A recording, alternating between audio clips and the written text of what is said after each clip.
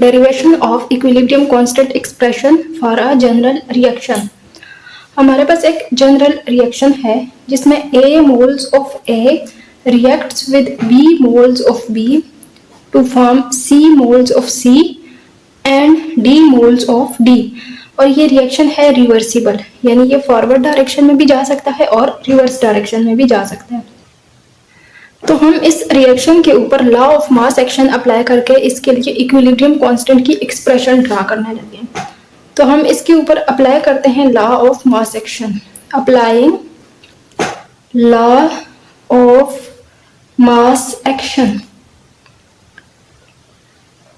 Law of mass action की definition होगी, definition है the rate of the chemical reaction is directly proportional to the product of the molar concentration of reactants raised to power number of moles in the balanced chemical equation of the reaction। अगर हम इस definition को expression की form में put करें तो rate of chemical reaction की जगह हम फॉरवर्ड रिएक्शन ले लेते हैं। तो रेट ऑफ फॉरवर्ड रिएक्शन को हम कैसे लिखेंगे? फॉरवर्ड रिएक्शन लिखा हुआ है इज डायरेक्टली प्रोपोर्शनल हो गया number of moles of, directly proportional to the products of molar concentration of reactants. तो रिएक्टेंट्स ए और बी, तो product of A and B, ये स्क्वायर ब्रैकेट जो है ये मोलर कंसेंट्रेशन को रिप्रेजेंट कर रही है और ये स्क्वायर ब्रैकेट के अंदर ए है, मतलब molar concentration of A and this is the molar concentration of B। तो ये हो गया product of the molar concentration of reactants. ये दरम्यान में मल्टीप्लाई हो रहा है तो इसको प्रोडक्ट कहा जाएगा। Raised to power number of moles in balanced chemical equation. तो ये है बैलेंस्ड केमिकल इक्वेशन, इसमें number of moles of A जो है वो स्मॉल a है और number of moles of B small b है। तो इस डेफिनेशन से हमने ये एक्सप्रेशन बना दी। इसी तरह फॉरवर्ड रिएक्शन हो रहा है, at the same time reverse reaction भी हो रहा है। तो रिवर्स रिएक्शन के लिए भी हम इस तरह की एक्सप्रेशन डिराइव कर सकते हैं। तो ये हो जाएगा rate of reverse reaction. Reverse reaction will be directly proportional to the अब रिवर्स रिएक्शन के लिए ये रिएक्टेंट्स हो गए C और D। रिवर्स रिएक्शन इस डायरेक्शन में जा रहे हैं और इस डायरेक्शन में C और D कन्वर्ट हो रहे हैं A और B में। तो rate of the reverse reaction हो जाएगा product of C and product of the molar concentration of C and D raised to power their number of moles in the balanced chemical equation. तो rate of forward reaction को हम RF लिख देते हैं। RF directly proportional हो जाएगा concentration of A raised to power small a and concentration of B raised to the power small b।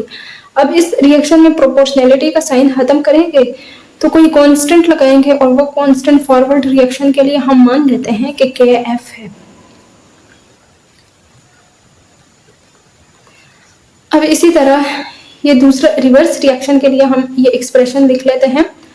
तो R backward या रिवर्स रिएक्शन के लिए हम स्मॉल r यूज कर लेते हैं। रेट ऑफ रिवर्स रिएक्शन वो प्रोपोर्शनल है concentration of C raised to power C and concentration of D raised to the power small d।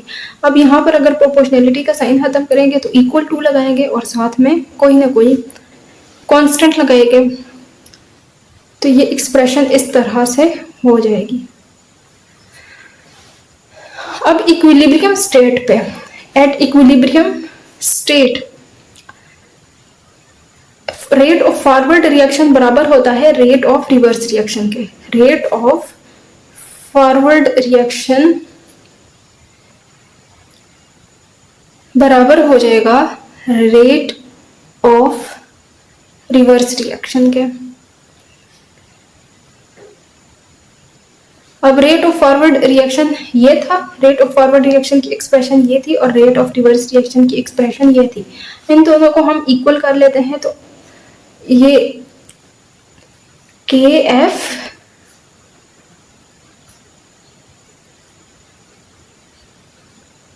is equals to Kr concentration of C raised to the power C and concentration of D raised to the power D।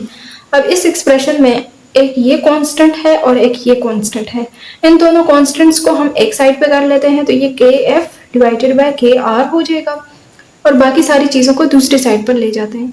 तो ये concentration of C raised to power C, concentration of D raised to the power D divided by concentration of A जो है इस A और B की concentration इस side पर आकर डिवाइड हो जाएगी, concentration of B raised to the power B। अब चूंकि ये दोनों कांस्टेंट हैं Kf एंड Kr, तो क्यों ना हम इन दोनों कांस्टेंट को किसी तीसरे कांस्टेंट के साथ रिप्लेस कर दें। तो हम मान लेते हैं let Kc is equals to Kf divided by Kr। तो हम इसकी जगह Kc लगा देते हैं तो Kc बराबर हो जाएगा concentration of C raised to power C, concentration of D raised to the power D divided by concentration of A raised to the power A, concentration of B raised to the power B। तो ये हो गई equilibrium constant की expression derive. अब Kc जो है यहाँ पर इक्विलिब्रियम कांस्टेंट रिप्रेजेंट कर रहा है। Kc को अगर आप ध्यान से देखें तो Kc की एक्सप्रेशन में न्यूमरेटर में प्रोडक्ट्स की कंसंट्रेशन आ रही है और डिनोमिनेटर में कंसंट्रेशन ऑफ रिएक्टेंट्स है। तो Kc को अगर हम डिफाइन करें तो ये किसके बराबर हो जाएगा, अभी हमें पता चला है कि Kc किसके बराबर था, concentration of C raised to the power C, concentration of D raised to the power D, concentration of A raised to the power A and B की पावर B। तो इसको हम डिफाइन कर लेते हैं इक्विलिब्रियम कांस्टेंट को। Equilibrium constant it is the number, it is the product of molar concentration of products raised to power number of moles in balanced chemical equation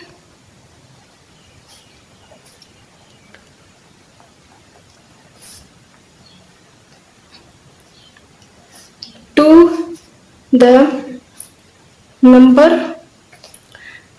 molar concentration to the product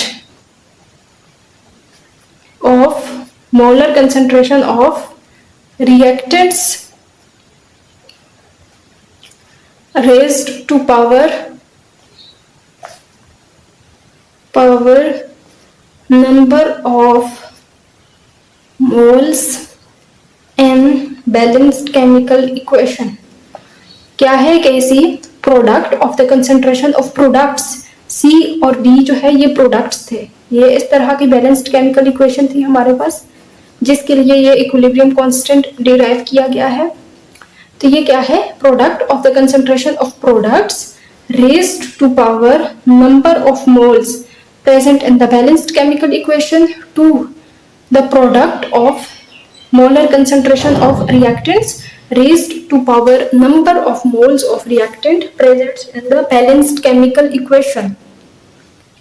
अभी हम देख लेते हैं importance of equilibrium constant।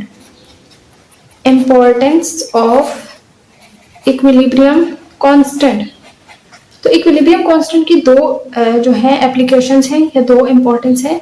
पहली जो है ये क्या है, predicting direction of reaction, predicting direction of reaction, यानी इक्विलिब्रियम कांस्टेंट के थ्रू हम किसी भी रिएक्शन का डायरेक्शन मालूम कर सकते हैं कि आया ये रिएक्शन फॉरवर्ड डायरेक्शन में जाएगा या रिवर्स डायरेक्शन में जाएगा। तो डायरेक्शन ऑफ द रिएक्शन मालूम करने के लिए हमें छोटा सा काम करना पड़ेगा, हमें किसी भी रिएक्शन का रिएक्शन कोएफिशिएंट मालूम करना पड़ेगा। तो इसके लिए हमें रिएक्शन कोएफिशिएंट मालूम करना पड़ेगा। रिएक्शन कोशेंट होता है QC।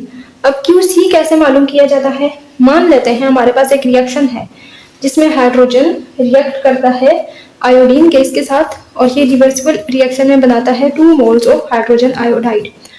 तो इस रिएक्शन में जितने भी रिएक्टेंट्स और प्रोडक्ट्स हैं उनकी आपने कंसंट्रेशन मालूम कर लेनी है एट एनी टाइम। किसी भी वक्त पे आपने हर एक की कंसंट्रेशन मालूम कर लेनी है। तो मान लेते हैं कि इसकी कंसंट्रेशन एट एनी टाइम 0.10 मोल पर डीएम क्यूब है। आयोडीन की कंसंट्रेशन एट एनी टाइम उसी वक्त पर है 0.20 मोल पर डीएम क्यूब और हाइड्रोजन आयोडाइड की कंसंट्रेशन एट एनी टाइम बराबर है 0.40 मोल पर DM cube.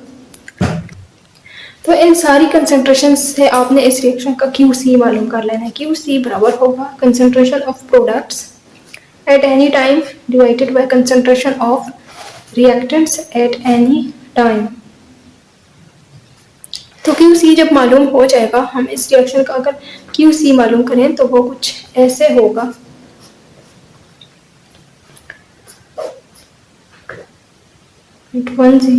Multiplied by 0.20।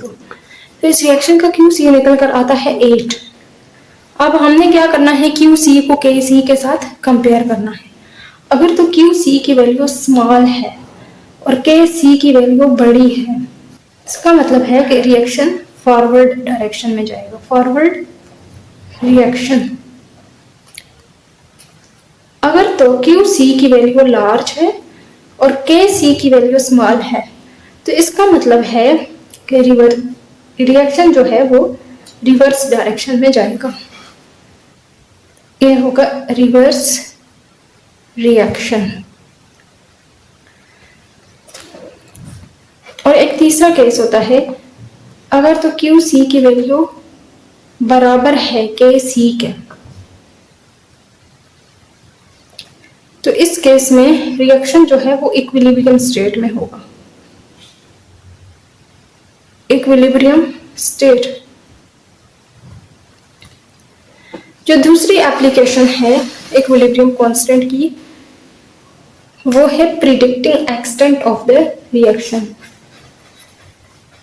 Predicting extent of reaction. Extent का मतलब होता है हद, यानी रिएक्शन किस हद तक हो रहा है। तो KC की जो अभी हमने एक्सप्रेशन डिराइव की है तो उसमें हमें पता चला है कि KC बराबर होता है concentration of products divided by concentration of reactants. तो KC की वैल्यू अगर लार्ज होगी, KC की वैल्यू अगर ज्यादा होगी, तो इसका मतलब है कि इस एक्सप्रेशन का न्यूमरेटर बड़ा है, यानी प्रोडक्ट्स की मिकदार ज्यादा है। और अगर तो KC की वैल्यू कम होगी, KC की वैल्यू कम का मतलब है कि डिन्यूमरेटर बड़ा, यानी रिएक्टेंट्स ज्यादा हैं। तो KC की वैल्यू लार्ज तब होती है जब फॉरवर्ड रिएक्शन होता है। फॉरवर्ड रिएक्शन यानी रिएक्शन फॉरवर्ड डायरेक्शन की तरफ जा रहा है। और KC की वैल्यू स्मॉल होगी, यानी रिएक्टेंट्स की मिकदार ज्यादा होगी, तो इसका मतलब है कि रिवर्स रिएक्शन इज मोर। तो इस केस में क्या होगा कि reaction never goes to the completion. Reaction never goes to completion, चूंकि रिएक्शन रिवर्स डायरेक्शन में आ रहा है। और अगर एक तीसरा केस है, ये तो एक पहला केस है, ये दूसरा केस है, और एक तीसरा केस होता है कि KC is neither large nor small. तो इस केस में क्या होता है कि reaction mixture has comparable amounts of reactants and products comparable amounts of reactants and products